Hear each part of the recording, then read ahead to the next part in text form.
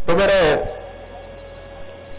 धौलपालिया की सभा में आए बड़े बुजुर्ग नौजवान साथी, माताएं बहनें, सबने मेरी राम राम। भाइयों बहनों, आज ये बाई इलेक्शन की बात ये आई है तो पहली बात तो कि क्यों आई है। हमको मालूम है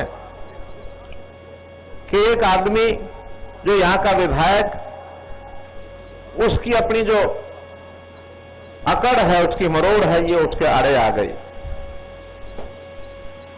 उन्हें कहा कि मैं आगे विधानसभा का मुंह नहीं देखूंगा, ये संकल्प करता हूं। मेरा कहना को उसका संकल्प पूरा ही कर दो भाई। जब नहीं जाना तो क्यों जाना, पर नहीं जाना जरूरत नहीं है। और जब रहा भी है, मेरा तो 6.25 साल का उनके साथ अनुभव है, क्योंकि अब 8-9 महीने से रिजाइन करके बैठा। वो 6.25 साल में बहुत सी हमने घोषणाएं की, बहुत से हमने काम कराए,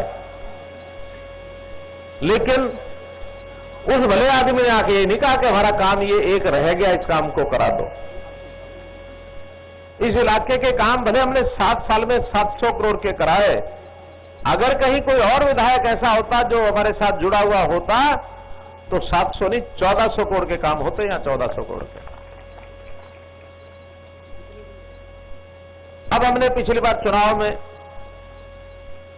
ठीक है, जीत हार में फर्क तो 49-51 का 2 का ही होता है। राजनीतिक गणित 49 माने 0, 51 माने 100।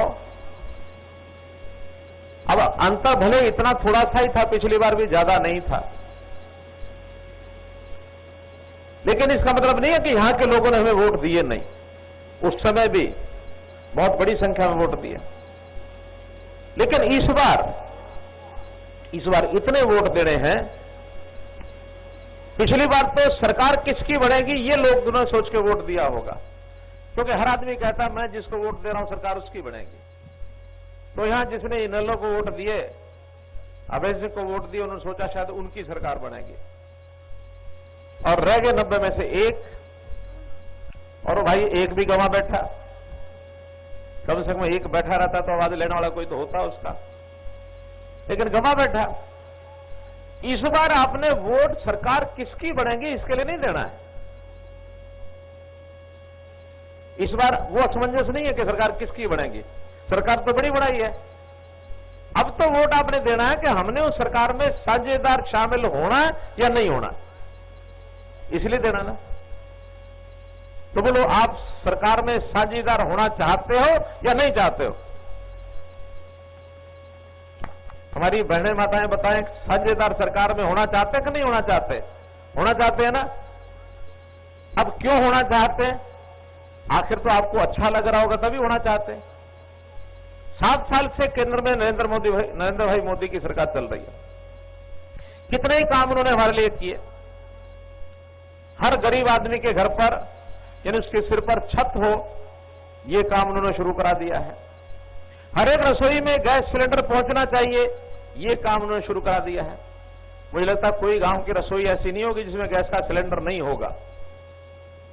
और नहीं हो तो अभी पर्ची ले आओ, 48 घंटे के अंदर अंदर, हालांकि आचार संहिता है लेकिन ये हमारी पहले की घोषणा है, नहीं है कि 48 घंटे के अंदर अंदर कोई भी पर्ची देगा उसके घर में गैस का चूल्हा पहुंचेगा। आज ही अधिकारियों को फोन हो जाएगा। और इस बार नई एक बात कि 1 नवंबर तक अगर किसी के घर में पानी का कनेक्शन नहीं है, आज ही बता दो, दिन सिर्फ 3 है, ये भी घोषणा पहले की है, नई नहीं है। 1 नवंबर तक सबके घर में नल, पानी का नल रसोई में ये पहुंचेगा। नहीं किसी के घर में हो तो बता दो अभी कौन कौन है जिसके घर में अब नल का पानी नहीं पहुंचा है कोई? एक भी नहीं है। सबके घरों में पानी का नल पहुंच गया, बिजली का कनेक्शन। और 5600 गांव हरियाणा के ऐसे हैं जो पहले कभी किसी राज्य में आज तक नहीं थे, जहां 24 घंटे बिजली जाती है। आपके गांव में 24 घंटे आती है कि नहीं आती है? आती है ना। 5 साल 7 साल पहले जब हमारी सरकार नहीं थी तब आती थी क्या? नहीं आती थी ना। हर गांव में 24 घंटे बिजली दे रहे हैं हम। और हमारे चौधरी रणजीत सिंह जी पावर मिनिस्टर हैं, ये गांव गांव में जाकर के ये बात करते हैं। हाँ, थोड़ी सख्ती भी करते हैं, चोरी नहीं करने देते किसी को। अभी 2 दिन में भी छापे मरवाए, 20-22 हजार लोग पकड़ लिए चोरी वाले।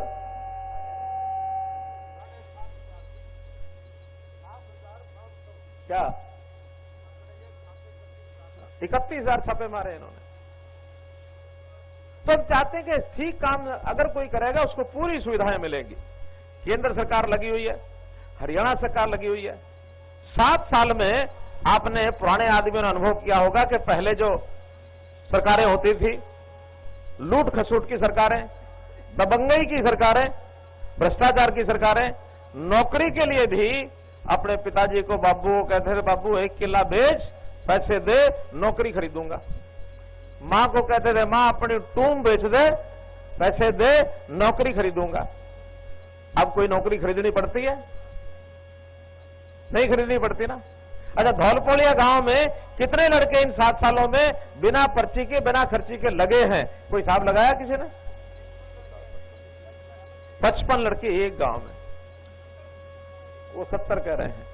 और नहीं तो चोरी चोरी, जो होशियार बालक थे उनको भी लगता था पता नहीं नंबर आएगा कि नहीं आएगा, वो भी जाके पैसे ठोक के आते थे। अभी जो पुराने पुराने कर्मचारी हैं ना, मैं कई बार उनसे बंद कमरे में पूछ लेता हूं। मैंने कहा, भाई थारे में से कौन कौन पैसे देके लग गया था? हंस पड़ते हैं सारे। दमखम से नहीं कहते कि हम बिना पैसे के लगे थे, क्योंकि दलाल घूमते थे। हमने आने के बाद ये धौल कपड़िए, सॉरी, ये गांव का नाम क्या है? धौलपालिया। धौल कपड़िया तो नहीं है ना? धौल कपड़िए जो धौले कपड़े पहन के राजनीतिक नेताओं के आगे पीछे घूमते थे, दलाली करते थे, उनके सबके खुट्टी पर टंगवा दिए। कोई अब दलाली नहीं मांगेगा आके। हर किसी को सेवाएं घर बैठे मिलती हैं।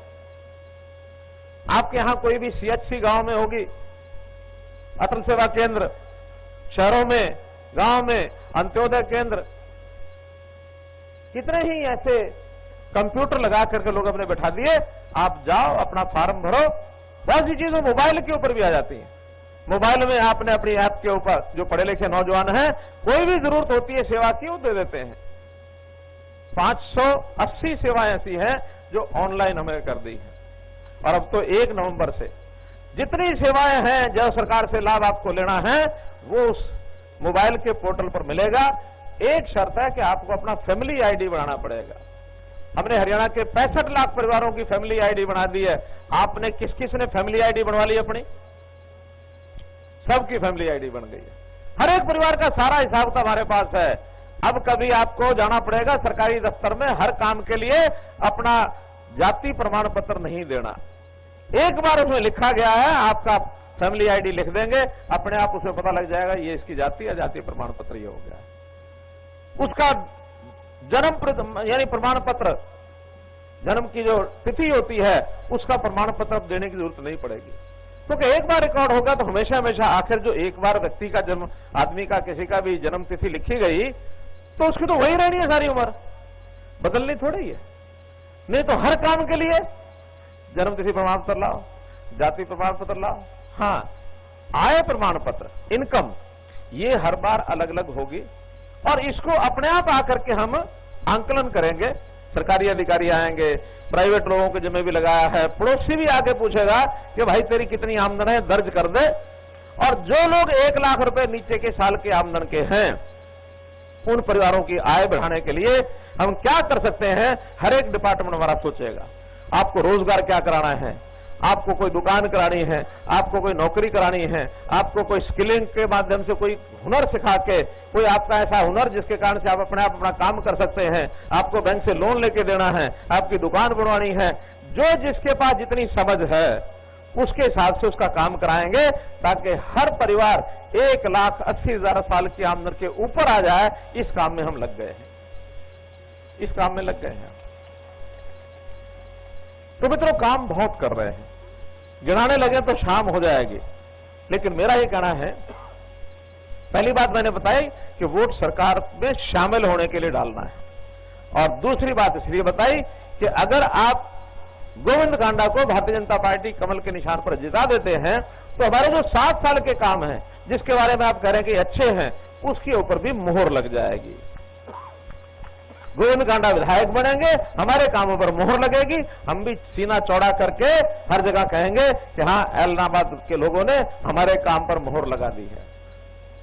और तीसरा, एक ऐसा व्यक्ति जिसके दबाव में हम हमेशा दहशत में रहते थे, उसको मिलने भी जाते थे, लोग बताते हैं कि हम पहले पूछते थे कि आज नेताजी का मूड कैसा है, ऐसे मिलने के लिए लोग जाते थे, नजदीक भी नहीं लगने देते थे। और हमारा कैंडिडेट गोविंद बीबा, सेवावृत्ति, भगवान से डरने वाला, हमेशा पूजा पाठ करके और तब हर काम के लिए बाहर निकलता है। भले ही साधन संपन्न है, लेकिन कोई गरूर नहीं है, कोई घमंड नहीं है। और एक तरफ इतना घमंड है कि आदमी को आदमी नहीं समझता, वो आदमी ऐसे आदमी के साथ मुकाबला है। अब सोचना आपने है कि एक पंथ कई काज, निर्भयता, निडरता, हमारे काम के ऊपर मोहर, और आपको सरकार में शामिल होने वाला एक विधायक, जब चाहो उसके बाद जाकर के हमारे पास संदेश भेज देना, आधी रात को जितने काम किए हैं उससे ज्यादा काम, डबल काम हम कराने वाले हैं। आपके कई गांव की डिमांड्स मेरे पास आई हैं अभी, क्योंकि आचार संहिता है, उनकी घोषणा नहीं की जा सकती, लेकिन वादा इतना करता हूं कि इस इलाके के किसी काम में कोई कमी कसर नहीं छोड़ी जाएगी, कोई नहीं छोड़ी जाएगी। भले ही पूरे प्रदेश में बहुत दूर दराज इलाका ये है, फिर भी पानी की समस्या वो हमने कई जगह हल कर दी। सेम की समस्या वो हम करने में लगे हुए हैं। इस इलाके में रेतीला इलाका आज तो फिर भी ठीक है, नहीं तो आज से 30 साल पहले जब मैं इस इलाके में आया करता था, एक बड़ी मजाक की बात, आत्माराम के घर में गया, आज भी मैंने पूछा वो बात ठीक है कि गलत है, बताओ, कहने लगा ठीक है। हमको इस इलाके की भाषा आती नहीं थी, तो मैं आत्माराम के घर पहुंच गया। इनके पिताजी बाहर मिले, ये भी छोटा ही बालक था उस समय मेरे सामने, तो अंदर ले गया घर में। तो पिताजी ने जाते जाते कहा आत्माराम को, बाखड़ में माचो घालियो बैठाओ। अब बाखड़ माचो हमने कुछ नहीं सुना था। थोड़ी देर में इन्होंने मुझे बैठा दिया, चाय लेके आ गए, बिस्कुट लेके आ गए, चाय पी, और मुझे भी आखिर जाना था। 15-20 मिनट बाद मैंने कहा अच्छा भी मैं चलता हूं, कि ठीक है जी।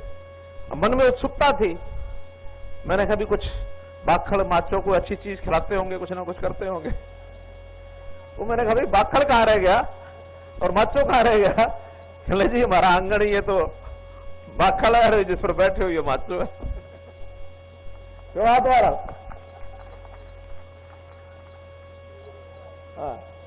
यही था ना? क्यों आत्माराम? आत्माराम हंसराज? हंसराज, यही था ना? यही बात थी। चलो शाबाश।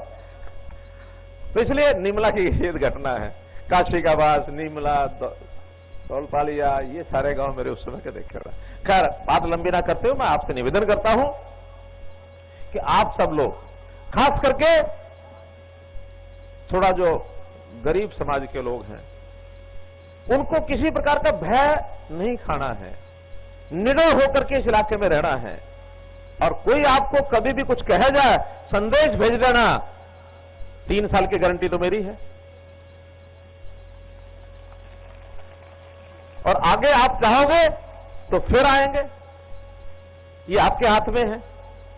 आखिर जनता जनार्दन चुनाव के अंदर उसी के हाथ में सब होता है।